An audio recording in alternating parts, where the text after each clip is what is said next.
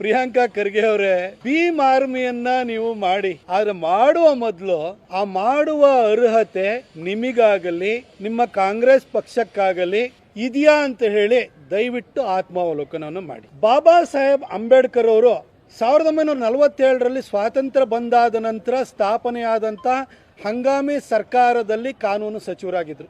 Hindu code bill for women ಅಂತ ಹೇಳ್ಬಿಟ್ಟು ಮಹಿಳೆಯರಿಗೆ ಆಸ್ತಿ ಹಕ್ಕು ಸೇರಿದಂತೆ ಬಹಳಷ್ಟು ಅಧಿಕಾರಗಳನ್ನ ಕೊಡ್ಲಿಕ್ಕೆ ಆ ಬಿಲ್ ಅನ್ನು ತರಬೇಕಾದ್ರೆ ಅದನ್ನ ಅಪೋಸ್ ಮಾಡಿ ಅದು ಕಾನ್ಸ್ಟಿಟ್ಯೂಯೆಂಟ್ ಅಸೆಂಬ್ಲಿನಲ್ಲಿ ಬಿದ್ದೋಂಗ್ ಮಾಡಿ ಅಂಬೇಡ್ಕರ್ ಅವರು ಮನನೊಂದು ಸಂಪುಟಕ್ಕೆ ರಾಜೀನಾಮೆ ಕೊಟ್ಟು ಹೊರಗಡೆ ಬರ್ಲಿಕ್ಕೆ ಕಾರಣೀಭೂತರು ಯಾರು ಹೇಳಿ? ನೆಹರು. 1952ರಲ್ಲಿ ಮೊದಲನೇ ಲೋಕಸಭಾ ಚುನಾವಣೆ ನಡೀತು. ಅಂಬೇಡ್ಕರ್ ಅವರು ಕಾಂಗ್ರೆಸ್ ಒಂದು ಸುಡುವ ಮನೆ ಅಂತ ಹೇಳ್ಬಿಟ್ಟು ಕಾಂಗ್ರೆಸ್ ಯಾವತ್ತೂ ಒಪ್ಕೊಳ್ಳಿಲ್ಲ. ಅವರು ಗಾಂಧಿಯವ್ರನ್ನ ಮಹಾತ್ಮ ಅಂತ ಕರೆಯೋದಕ್ಕೂ ಕೂಡ ಅವರು ನಿರಾಕರಿಸಿದ್ರು. ಅಂತ ಒಬ್ಬ ಸ್ವಾಭಿಮಾನಿ ಅಂಬೇಡ್ಕರ್ ಅವರು ಅವತ್ತು ಮುಂಬೈ ನಾರ್ತ್ ನಿಂದ ಚುನಾವಣೆಯಲ್ಲಿ ನಿಂತರು. ಅಂಬೇಡ್ಕರ್ ಅವರು ಪಾರ್ಲಿಮೆಂಟಿಗೆ ಬಂತು ಅಂದ್ರೆ ನೆಹರು ಬಂಡವಾಳ ಬಯಲಾಗುತ್ತೆ ಅಂತ ನೆಹರು ಚೆನ್ನಾಗಿ ಗೊತ್ತಿತ್ತು. ಹಾಗಾಗಿ ಅಂಬೇಡ್ಕರ್ ಅವರಂತ ಮೇಧಾವಿ ನೆಹರು ಅವ್ರನ್ನ ಹೆಜ್ಜೆ ಹೆಜ್ಜೆಗೂ ಪ್ರಶ್ನಿಸುವಂತಹ ಒಬ್ಬ ಧೀಮಂತ ನಾಯಕ ಪಾರ್ಲಿಮೆಂಟಿಗೆ ಕಾಲಿಡಬಾರದು ಅಂತ ಹೇಳಿ ಅಂಬೇಡ್ಕರ್ ಅವರ ಪರ್ಸನಲ್ ಸೆಕ್ರೆಟರಿ ಆಗಿದ್ದಂತಹ ನಾರಾಯಣ ಕಜ್ರೋಲ್ಕರ್ ಅವರಿಗೆ ಕಾಂಗ್ರೆಸ್ಸಿನ ಟಿಕೆಟ್ ಕೊಟ್ಟುಬಿಟ್ಟು ಚುನಾವಣೆಗೆ ನಿಲ್ಲಿಸಿ 2 ಸರಿ ಮುಂಬೈ ನಾರ್ತ್ಗೆ ಕ್ಯಾಂಪೇನಿಗೆ ಬಂದು ಕಮ್ಯುನಿಸ್ಟ್ ಪಾರ್ಟಿ ಅವ್ರನ್ನು ಕೂಡ ಸಹಕಾರವನ್ನು ಪಡೆದು ಅಂಬೇಡ್ಕರ್ ಅವ್ರನ್ನ 15,000 ಮಾರ್ಜಿನಲ್ಲಿ ಸೋಲಿಸಿದ್ಯಾರು? ನೆಹರು. 1954ರಲ್ಲಿ ಬ್ಯಾಂಡ್ರಾದಲ್ಲಿ ಬೈ ಎಲೆಕ್ಷನ್ ನಡೆಯುತ್ತೆ. ಬೈ ಎಲೆಕ್ಷನ್ ಅಲ್ಲಿ ಕಾಂಗ್ರೆಸ್ ಮತ್ತೆ ಅಂಬೇಡ್ಕರ್ ಅವರು ಪಾರ್ಲಿಮೆಂಟ್ ನ ಪ್ರವೇಶ ಮಾಡಬಾರದು ಅಂತ ಹೇಳಿ ಬಾಬುರಾವ್ ಅವರನ್ನ ಚುನಾವಣೆಗೆ ನಿಲ್ಲಿಸುತ್ತೆ. ಬಾಬುರಾವ್ ಬೋರ್ಕರ್ ಅವರನ್ನ ಚುನಾವಣೆಗೆ ನಿಲ್ಲಿಸಿ ಅಂಬೇಡ್ಕರ್ ಅವ್ರನ್ನ 3ನೇ ಸ್ಥಾನಕ್ಕೆ ಹೋಗೋ ರೀತಿಯಲ್ಲಿ ಮಾಡ್ತಾರೆ. ನೆಹರು ಅವತ್ತು ಮತ್ತೆ ಅಂಬೇಡ್ಕರ್ ಅವರು ಪಾರ್ಲಿಮೆಂಟ್ ಬರುವಂತದನ್ನ ತಡೀತಾರೆ. ನೆಹರು 1954 ನಂತರ 55ರಲ್ಲಿ ತನಗೆ ತಾನೇ ಭಾರತ ರತ್ನ ಕೊಟ್ಕೊಳ್ತಾರೆ. ಆದ್ರೆ ಈ ಸಂವಿಧಾನವನ್ನ ಬರೆದಂತಹ ಸಂವಿಧಾನ ಶಿಲ್ಪಿ, ಅದ್ಭುತವಾದಂತಹ ಸಂವಿಧಾನ, ಇಡೀ ಪ್ರಪಂಚಕ್ಕೆ ಮಾದರಿಯಾದಂತಹ ಸಂವಿಧಾನ, ನಮ್ಮೆಲ್ಲರಿಗೂ ಕೂಡ ಹಕ್ಕನ್ನು ಕೊಟ್ಟಂತ ಸಂವಿಧಾನ, ದೀನ ದಲಿತರ ಶ್ರೇಯೋಭಿವೃದ್ಧಿನ ಮಾಡುವಂತಹ ಸಂವಿಧಾನ ಕೊಟ್ಟಂತ ಬಾಬಾ ಸಾಹೇಬ್ ಅಂಬೇಡ್ಕರ್ಗೆ ಭಾರತ ರತ್ನ ನೀವು ಕೊಡ್ಲಿಲ್ಲ. ನೆಹರು ತನಗೆ ತಾನೇ ಕೊಟ್ಕೊಂಡು 55ರಲ್ಲಿ 71ರಲ್ಲಿ ಇಂದಿರಾ ಗಾಂಧಿ ಬಂದ್ರು, ತನಗ್ ತಾನೇ ಭಾರತ ರತ್ನ ಕೊಟ್ಕೊಂಡ್ರು. ಆದ್ರೆ ಅಂಬೇಡ್ಕರ್ ಅವ್ರಿಗೆ ಕೊಡ್ಲಿಲ್ಲ. ಆದ್ರೆ ಅಂಬೇಡ್ಕರ್ ಅವ್ರನ್ನ ಮೊದಲನೇ ಚುನಾವಣೆಯಲ್ಲಿ ಸೋಲಿಸಿದಂತಹ ನಾರಾಯಣ ಕಜ್ರೋಲ್ಕರ್ಗೆ ಪದ್ಮ ವಿಭೂಷಣ ಕೊಡ್ತೀರಿ. ಪ್ರಿಯಾಂಕಾ ಖರ್ಗೆ ಅವರೇ, ಅಷ್ಟ್ ಮಾತ್ರ ಅಲ್ಲ, ಅಂಬೇಡ್ಕರ್ ಅವರು 1956ರಲ್ಲಿ ತೀರ್ಕೊಂಡಾಗ ಅಂಬೇಡ್ಕರ್ ಅವರು ಗಾಂಧಿಗಿಂತ ಸಮನಾಗಿರ್ಲಿಲ್ವಾ? ಗಾಂಧಿ ಅಷ್ಟೇ ಸಮರ್ಥರಿರ್ಲಿಲ್ವಾ?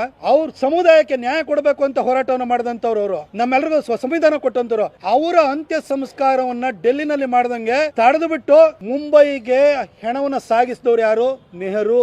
ಅವ್ರ ಮಗಳು ಅಂಬೇಡ್ಕರ್ ಅವ್ರನ್ನ ಸೋಲಿಸಿದವರಿಗೆ ಪದ್ಮವಿಭೂಷಣವನ್ನು ಕೊಡ್ತಾರೆ. ಪ್ರಿಯಾಂಕಾ ಖರ್ಗೆ, ನೀವು ನೆಹರು ಮರಿಮಗಳ ಹೆಸರಿಟ್ಕೊಂಡಿದ್ದೀರಿ, ಇಂದಿರಾ ಗಾಂಧಿ ಅವರ ಮೊಮ್ಮಗಳ ಹೆಸರಿಟ್ಕೊಂಡಿದ್ದೀರಿ. ನಿಮಗೆ ಹೆಜ್ಜೆ ಹೆಜ್ಜೆಗೂ ಅಂಬೇಡ್ಕರ್ ಅವ್ರನ್ನ ಅವಮಾನ ಮಾಡಿದಂತಹ, ಅಂಬೇಡ್ಕರ್ ಅವರು ಪಾರ್ಲಿಮೆಂಟಿಗೆ ಬರೋದನ್ನ ತಡೆಯೋದಕ್ಕೋಸ್ಕರವಾಗಿ ಅವರ ಪರ್ಸನಲ್ ಸೆಕ್ರೆಟರಿ ಹಾಕೊಂಡು ನಾರಾಯಣ ಕಜ್ರೋಲ್ಕರ್, ಬಾಬುರಾವ್ ಬೋರ್ಕರ್ನ ಹಾಕಿ ಸೋಲಿಸಿದಂತಹ, ಅವರ ಶವ ಸಂಸ್ಕಾರವನ್ನು ಡೆಲ್ಲಿಲಿ ಮಾಡದಲ್ಲಿ ಮುಂಬೈ ಕಳಿಸಿದಂತಹ ನೆಹರು ಅವರ ಮರಿಮಗಳ ಹೆಸರಿಟ್ಕೊಂಡಿರುವಂತ ನಿಮಗೆ ಭೀಮ್ ಸೇನೆಯನ್ನ ಮಾಡ್ಲಿಕ್ಕೆ, ಆರ್ಮಿಯನ್ನ ಮಾಡ್ಲಿಕ್ಕೆ ನಿಮಗೆ ಅರ್ಹತೆ ಇದೆಯಾ ಹೇಳಿ? ಇಂದಿರಾ ಗಾಂಧಿ ಅವರ ಮೊಮ್ಮಗಳ ಹೆಸರಿಟ್ಕೊಂಡಿರುವ ನಿಮಗೆ ಅರ್ಹತೆ ಇದೆ ಹೇಳಿ? ನಿಮ್ಮ ಕಾಂಗ್ರೆಸ್ ಪಾರ್ಟಿಗೆ ಅರ್ಹತೆ ಇದೆಯಾ? ಅದನ್ನು ಹೇಳಿ ದಯವಿಟ್ಟು. ಆ ನಂತರ ಮಾತಾಡೋಣ.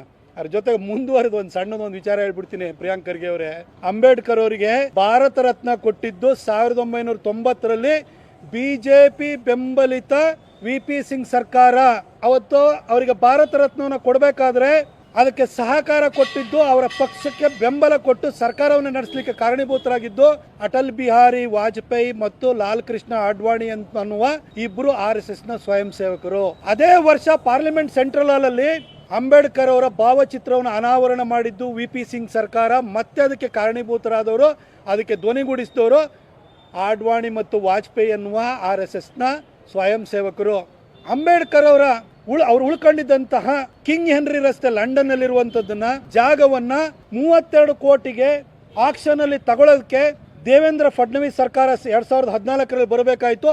ಆ ದೇವೇಂದ್ರ ಫಡ್ನವೀಸ್ ನಾಗ್ಪುರದ RSS ಶಾಖೆಯ ಒಬ್ಬ ಸ್ವಯಂ ಸೇವಕ. ಇವತ್ತು ಅಂಬೇಡ್ಕರ್ ಅವರು ಶಿಕ್ಷಣ ಪಡೆದಂತಹ ಕಿಂಗ್ ಹೆನ್ರಿ ರಸ್ತೆ, ಅವರು ಡೆಲ್ಲಿನಲ್ಲಿ ಉಳ್ಕೊಂಡಿದ್ದಂತಹ ಜಾಗ, ಅವರು ತೀರ್ಕೊಂಡಿದ್ದ ಜಾಗ, ಅವರು ಹುಟ್ಟಿದಂತಹ ಮಾವು, ಅವರು ಬೌದ್ಧ ಧರ್ಮವನ್ನು ಸ್ವೀಕರಿಸಿದಂತಹ ನಾಗಪುರ, ಹಾಗೂ ಅವರನ್ನು ಅಂತ್ಯ ಸಂಸ್ಕಾರ ಮಾಡಿದಂತಹ ಮುಂಬೈ, ಈ ಲಿಸ್ಟು ಕೂಡ ಎಷ್ಟು ಕಡೆನೂ ಕೂಡ ಅವುಗಳನ್ನ 5 ಜಾಗಗಳನ್ನ ಪಂಚತೀರ್ಥಗಳಾಗಿ ಘೋಷಣೆ ಮಾಡಿದ್ದು ಈಗಿನ ಪ್ರಧಾನಿಯಾಗಿರುವಂತಹ ನರೇಂದ್ರ ಮೋದಿ ಎಂಬ RSS ನ ಸ್ವಯಂ ಸೇವಕ. ಅವ್ರನ್ನ ಬ್ಯಾನ್ ಮಾಡ್ತೀವಿ ಅಂತ ಹೇಳ್ತೀರ ಅಂತ ಹೊರಟಿದ್ದೀರಿ. ಪ್ರಿಯಾಂಕ್ ಅವ್ರಿಗೆ ಇತಿಹಾಸದ ಬಗ್ಗೆ ಜ್ಞಾನ ಇಲ್ಲ.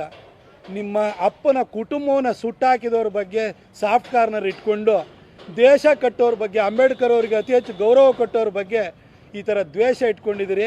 ನೀವಂತೂ ಓದಲಿಲ್ಲ, ಆದರೆ ಸಮಾಜದಲ್ಲಿ ಓದ್ದವರು, ತಿಳಿದವರು, ಜ್ಞಾನಿಗಳು, ಪ್ರಜ್ಞಾವಂತರು ಭಾಳ ಜನ ಇದ್ದಾರೆ. ಅವರೆಲ್ಲ ನೋಡ್ತಾ ಇದ್ದಾರೆ, ನಿಮಗೆ ಪಾಠ ಕಲಿಸ್ತಾರೆ.